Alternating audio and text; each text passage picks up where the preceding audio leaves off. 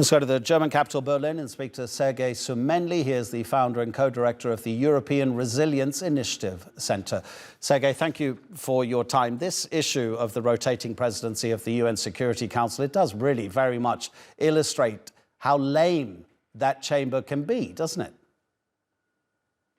Well, yes, that is right. The UN structure does not foresee any chance to address the issues when one of the permanent UN Security Council member states goes rough. And that is what we are having now. Like, Russia is a permanent UN Security Council member. Your report has perfectly illustrated this. And therefore, there are no legal means within the UN system to bring a permanent UN security member to some reasonable behavior when it doesn't want to, because the UN was created in 1945 as an answer to the challenges of World War II. But in a consensus that the solution will not be perfect, that the solution will be some sort of a compromise between the communist bloc and the Western democratic bloc. That is why the Soviet Union was granted the same right as the US or the UK. So there was some sort of a gentleman agreement that both blocs will remain within their influence sphere and not fully attack each other. And that is why the Soviet Union got this veto right, and the same right as the US and UK and France, exactly because they wanted to be secure that they will not be challenged by the democratic world. And that is what doesn't provide us now, the democratic world, any chance to bring Russia to some sort of reason using this system, because they can block anything. They cannot be expelled out of the UNSC. They cannot be sanctioned by the UNSC because only the UNSC can sanction a member state of the United Nations, etc., etc.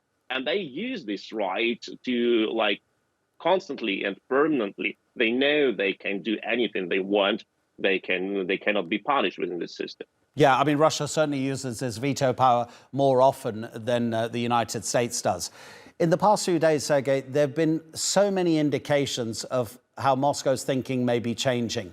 That test of a supersonic missile in the Sea of Japan, the decision not to share any more information about its nuclear weapons, including missile testing with the Americans, this idea that tactical nuclear weapons are going to be based in Belarus. There's an analysis by Russians who live outside Russia that the rhetoric is being increased in state media, whether that be radio, TV, or newspapers, to prepare the Russian population for the use of a nuclear weapon, to make them feel that actually it's a logical next step. Do you agree with that? Well, I would say I do not believe that Russia could use nukes, either tactical or strategical. I don't believe in that. What I can agree with, that Russia definitely escalates the nuclear rhetoric. That is what Russia is doing since years. It's not a new phenomenon. Since years, we see on Russian state TV, in Russian propaganda shows and media, or in speeches of Vladimir Putin himself, we witness all these nuclear threats. The famous saying of Vladimir Putin, there will be a nuclear war and the West will die and perish and we will go to the heaven as martyrs. It is not what he said this year. It was told like 3 or 4 years ago. So it is not a new trick. And the Russians, like the Kremlin, they know that they cannot win the war on the battlefield. They don't have either troops or weapons or economic power for that.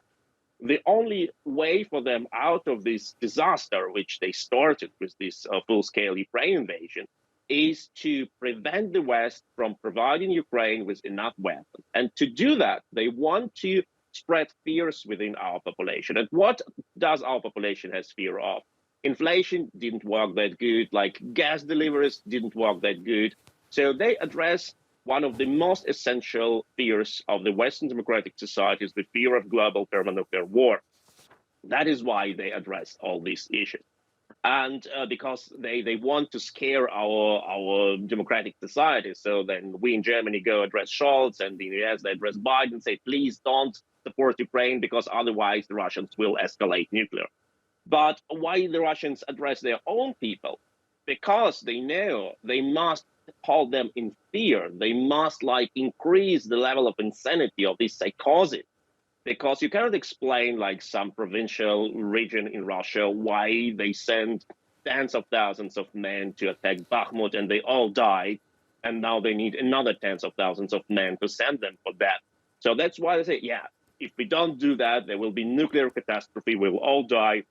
So please send your brother or father or husband to this massacre. It is what our country needs. That is pure psychological warfare. There is nothing behind it. Putin, the last thing Putin wants to experience is his own death. And he knows when he attacks any country with nukes, even a non-NATO member, it will end in a full-scale annihilation of Russia, because nobody can let a nuclear member state to use nukes against a non-nuclear neighbor and get unpunished.